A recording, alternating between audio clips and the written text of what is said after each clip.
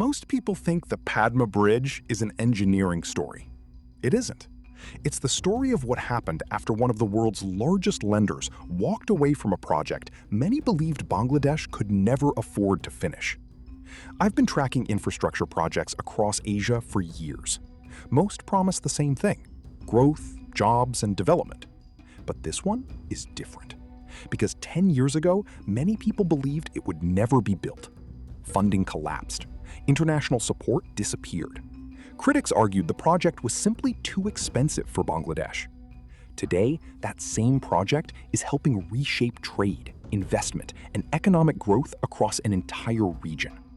The bridge cost nearly $4 billion, but what it created may be worth far more.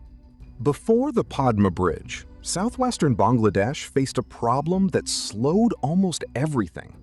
People could move, goods could move, but neither could move efficiently. Millions of passengers and thousands of trucks relied on ferry crossings every day. Bad weather caused delays, long queues increased transport costs. Businesses struggled with uncertainty. And uncertainty is one of the most expensive barriers in any economy. More than 30 million people lived in a region with enormous economic potential. But weak connectivity kept much of that potential locked away. Bangladesh understood the problem. The solution was obvious: build a permanent crossing. The challenge was everything else. The Padma River is one of the most difficult river systems in South Asia. Construction costs were enormous. Engineering risks were significant. Then the project faced another shock. The World Bank withdrew support after allegations of corruption emerged during project preparations. For many observers, that looked like the end. Instead, Bangladesh made a decision that changed the entire story. The government chose to move forward largely with its own resources. Chinese engineering firms were contracted to build the bridge, and together they completed a project many experts believed would never happen. But here's what most people miss. The bridge was never the real project. The economic corridor was. That's where the story becomes much bigger than infrastructure. When the bridge opened in 2022, the effects appeared quickly. Travel times between key regions fell dramatically.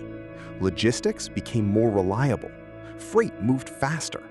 Businesses gained easier access to major markets. Ports in southwestern Bangladesh became better connected to the rest of the country. Economists estimate the bridge could increase national economic output while generating even larger gains inside the region it serves. And that's the hidden power of infrastructure. Not concrete, not steel, connectivity. Every delay removed from a supply chain creates new opportunities. Every new connection expands the reach of an economy. And every improvement in logistics makes investment more attractive. The implications extend far beyond Bangladesh. Around the world, infrastructure is becoming a geopolitical competition. Who finances it? Who builds it? Who controls the trade routes it creates? The Padma Bridge shows how a single project can influence economic growth, regional development, and strategic power at the same time. And that's why this story is much bigger than a bridge. And that's why this story is much bigger than a bridge. The Padma Bridge changed far more than transportation. It changed trade, investment, and economic opportunity for an entire region. But this story doesn't end in Bangladesh. Because the moment infrastructure becomes power, every major country in the region starts paying attention. And that's where the next chapter begins. If you want to understand how India is responding to China's growing influence across South Asia, watch India Just Built China's Worst Nightmare. If you want to see why Bangladesh has become so strategically important, watch China Needs Bangladesh to Escape Malacca. India Knows It. And if you want to understand the growing geopolitical struggle for influence in the region, watch Why India is Losing the Country It Cannot Afford to Lose.